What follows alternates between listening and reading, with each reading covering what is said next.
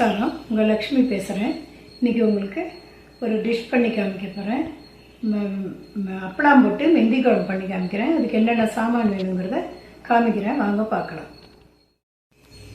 அப்பளம் வத்த குழம்புக்கு தேவையான சாமான்கள்: உளுத்தம்பருப்பு 1 ஸ்பூன், கடலைப்பருப்பு 1 ஸ்பூன், துவரம்பருப்பு 1 ஸ்பூன், காஞ்ச மிளகாய் 2, வெந்தயம் 1 ஸ்பூன், கடுகு 1 ஸ்பூன், கொஞ்சம் மஞ்சள் பொடி 1 ஸ்பூன், வெல்லம், சாம்பார் பொடி 2 ஸ்பூன், புளி தான் அதுக்கு மெயின், புளி ஊற வைக்கணும், உப்பு, பெருங்காயம், அப்பளம். இது நல்லெண்ணெயில் தான் பண்ணணும். நல்லெண்ணெய் வச்சுருக்கேன். பண்ணும்போது காமிக்கிறேன், வாங்க பார்க்கலாம். அப்பளம் வத்த குழம்பு பண்ண போகிறோம், வாங்க பார்க்கலாம்.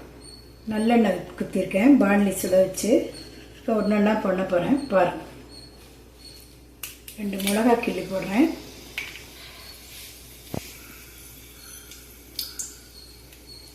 கடுகு போடுறேன். கடுகு வெடிக்கட்டும்.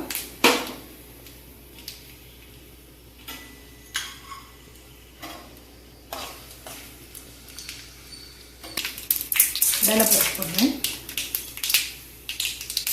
துவரம்பருப்பு போடுறேன். உளுத்தம்பருப்பு போடுறேன்.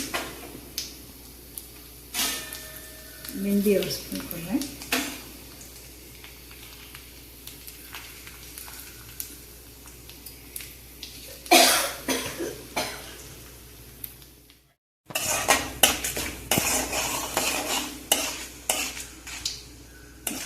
இந்த மாதிரி கொஞ்சம் சிகப்பாகட்டும்.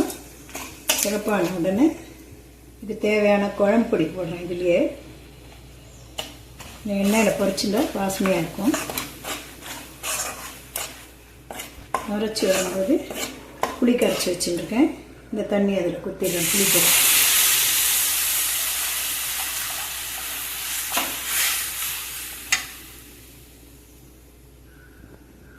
இதுக்கு தேவையான உப்பு போட்டுறேன்.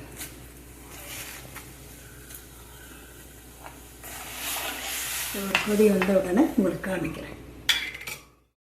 குழம்பு கொதிச்சு வந்துட்டு இது மாதிரி புளிஜலம் பொடியெல்லாம் போட்டது.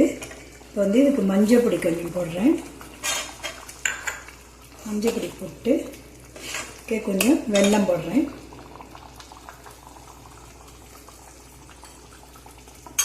ஒரே ஒரு கொதி வரட்டும். இது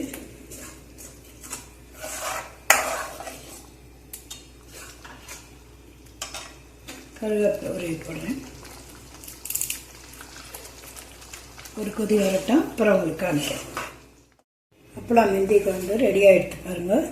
இப்போ இந்த அப்பளம் உடைச்சி எண்ணெயில் பொரித்து வச்சுருக்கேன். அதை உடைச்சி இதை மேலே போட போகிறேன். அப்பளம் மெந்தி குழம்பு ரெடி.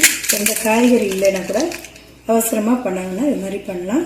உங்களுக்கு பிடிச்சிருந்தா நீங்களும் பண்ணி பார்த்துட்டு எங்களுக்கு கமெண்ட்ஸ் பண்ணுங்க, லைக் பண்ணுங்க, ஷேர் பண்ணுங்க, சப்ஸ்கிரைப் பண்ணுங்க. நெக்ஸ்ட் வீடியோவில் பார்க்கலாம். உங்களுடைய லக்ஷ்மி. நமஸ்காரம்.